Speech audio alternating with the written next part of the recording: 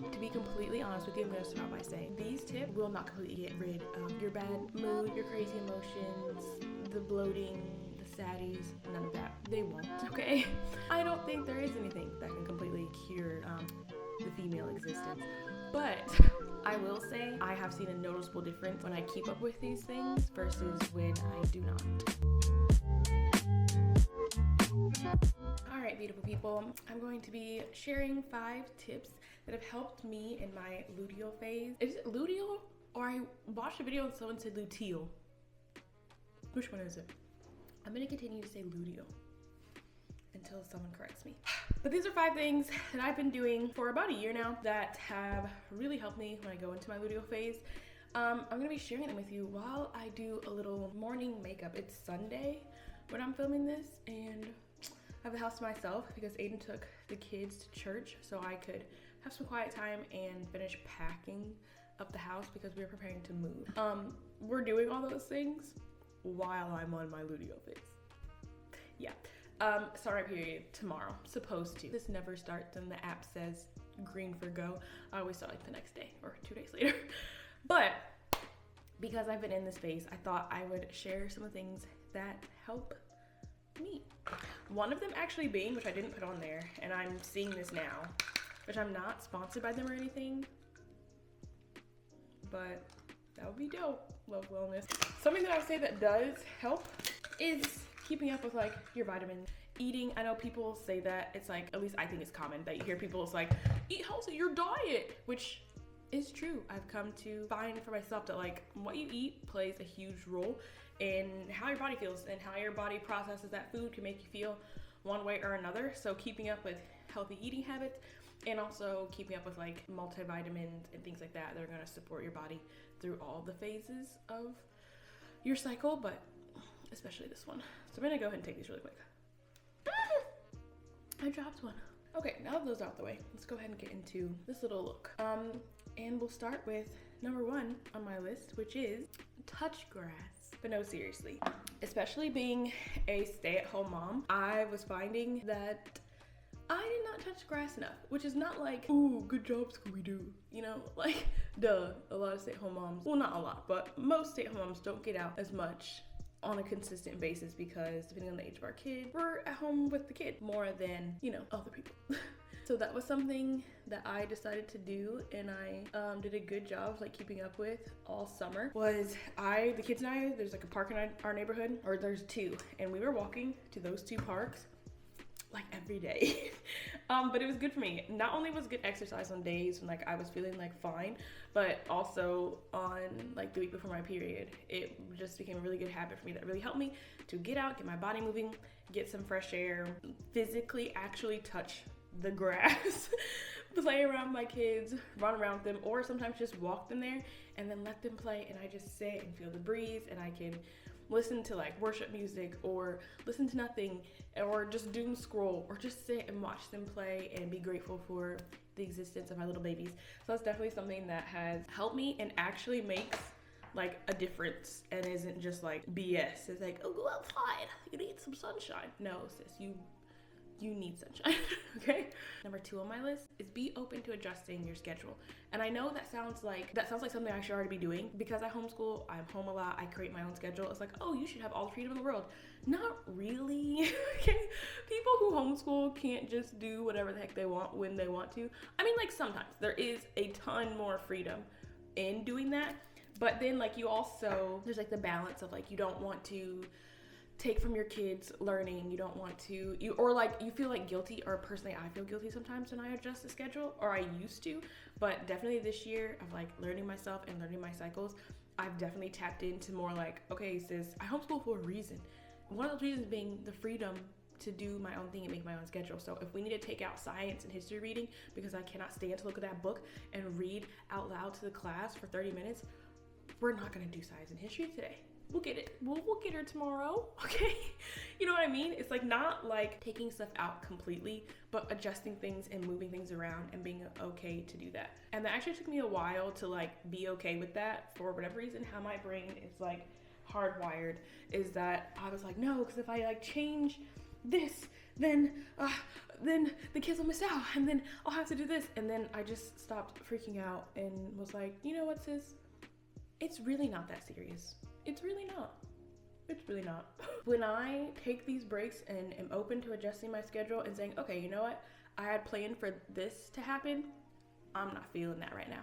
I'm not gonna make it to that 3 p.m., appointment. I'm gonna need to reschedule, or I don't have the strength to, do this thing with the kids. All right, let's time to delegate. Babe, when you get home from work, you're gonna take the kids to the park type thing. It's okay. It's not that serious. And by doing stuff like that and taking the breaks when you know that your body needs it and you know that your mind is overwhelmed, you're able, it's good for you. You're hurting yourself when you don't do those things. And that's what I found. It's I was actually hurting myself and putting more pressures on myself by not being willing to adjust my schedule and be open to changing things. And another thing I'll say on top of that is I'm a very spontaneous person. If someone's like, we should go for drinks and then go to the park, I'm like, yes, oh my gosh, that's so random, let's do that. I'm literally down for anything. And I needed to do a better job of bringing that spontaneity into serious life. You know what I mean? It's not just for fun, hanging out with the girls, hanging out, with my man stuff. It can be carried over here in this category too of okay, I need to do something spontaneous. Guys, let's all go to the park. Let's all go on a walk. I can do it like that too, if that makes sense. I don't know how well I'm explaining this, but the point number 2, be open to just adjusting your schedule and being open-minded and being okay with, you might have a set plan for that day, and if it doesn't go that way, that's okay. If you need to adjust something because you need a break and you're too overwhelmed, that's okay. And I hope that you're able to build relationships and find people in your community that when you need to say, actually, I need to cancel those plans, I'm really not feeling it, that the people in your life can be oh, bet, okay, yeah, no problem. Do you want us to come to you? Do you just want to be left alone? Can I bring you a meal? Can I bring you coffee? Whatever. Because that, chef's kiss. That on top of being able to change your schedule, having the people in your life to support you in that, huge. So huge. All right, point number 3, move your body as much as you possibly can. Okay, and let me clarify. That does not mean go to the gym. I personally enjoy going to the gym. I love it. It's many things for me. It's an escape. For me, I have an hour and a half to get away from my kids and my responsibilities and do my own thing and focus on me. It's fun for me. I like watching my body grow and transform. I like pushing myself and seeing how strong I can become, how flexible, how fast, all the things. So I'm not saying move your body, go to the gym. If you're not a gym girly or guy, then don't do that if that's not your thing. But there are many benefits of going to the gym. But there's also benefits of just going on a walk, a stroll, a little jog, a hike through a little trail in your community, but do something, a little dance, video, Zumba type situation, Pilates, yoga. Moving your body is so good for your body and mind for a million different reasons. But again, I found specifically in this phase, when I'm in my luteal phase, I need to do something. And it's hard because when I'm in this phase, I don't want to do anything. I have no motivation, but that's when I might take a step back. This is where adjusting your schedule comes in, because if normally I'm used to going to the gym, 3 to 4 times a week and running, and then when I get to this phase and I'm just feeling more burnt out or more irritated or loss of motivation, then I can reset my schedule, adjust my schedule and say, okay, I'm not gonna go lift weights today. I don't have that in me. I don't feel like it. I don't want to be around all the people, or I don't feel like I look good in my workout clothes, whatever. Okay, fine. I'm going to go on a 5-mile walk. I'll just walk, stroll, take my time, listen to my music, listen to my podcast, whatever. So I'm still getting the benefit of getting outside, touching grass, moving my body. So you see what I'm saying? These things all work together, okay? But you have to be willing to adjust your schedule to do those things. So that's what I like to do. If I'm not up for actually going to the gym and doing the whole shebang, I'll just walk in my neighborhood or go on a shorter run or do a workout at home. Or sometimes I do nothing. I won't work out that day because I just don't have it in me. But then on a day that I'm not gonna work out, I'm also gonna be more mindful about okay, then I need to get outside in other ways. I'll sit on the porch with the kids while they do chalk or something. I'll just find other ways, adjusting that schedule to get the things that I need. Tip number 4, be creative in some way. I myself I'm an artist. I love being creative. I love doodling. I love making art, all the things. If that's not you, being creative is such a broad thing. You can build Legos, you can do a puzzle, you can draw a stick figure, you can color in a little adult coloring pages, anything like that, like, again, all this stuff is like, does something sciencey for your brain. I don't know all the lingo, okay, stuff about like dopamine and all that stuff, but I know that like being fit, going outside, moving your body, being creative, all those things do something really, really good for like your brain and your body. Something that has science terms attached to it. I just don't know the science terms, and I'm not gonna sit here and try to say them because I don't want to lead you astray. But these are just things that have worked for me. But I do know that they actually like is backed by science because these things are good for your brain. But back to what I was saying, yes, be creative. Find something that you like to do that is fun, that piques your interest, that can be like quick and easy, and do that. And that's really good to like break up your schedule. That might not be something that you do like on a regular basis, like a normal hobby for you. It might just be that like, oh, like when I'm the week before my period, I am gonna do puzzles because that's gonna help me and that's gonna make me feel better. And like I've done that, turning on a show and putting a puzzle together. Are you joking? That's like peak fall behavior. So we're in the right season for it. And for my last tip, incorporate lazy days. Like if you have that friend who will bring you a coffee or is always asking to make you a meal and you turn it down, or has asked to like watch the kids and you're like, no sis, take them up on that. Okay, take it from someone who's moved away from their core community and does not have that as often. You better take somebody up on that. Okay, or like if you're able to adjust your schedule, if you're a stay-at-home homeschool mom or whatever, to be like, all right, dad, it's a you day, yay, fun dad day. Go out and take the kids to do something. Like, take advantage of those things, speak up for yourself in those things when you know that you need those things, and have a chill day. You could do a puzzle and watch your show. You could literally lay there and do nothing. You could go on a walk. You could binge watch a show, have like a pre-made meal, freezer meal or something so you're not cooking, but definitely having days where it's like, okay, usually my to-do list is like 50 things. Today on purpose, it's gonna be 5 things. I'm gonna get those 5 things done and then I'm clocking out for the rest of the day.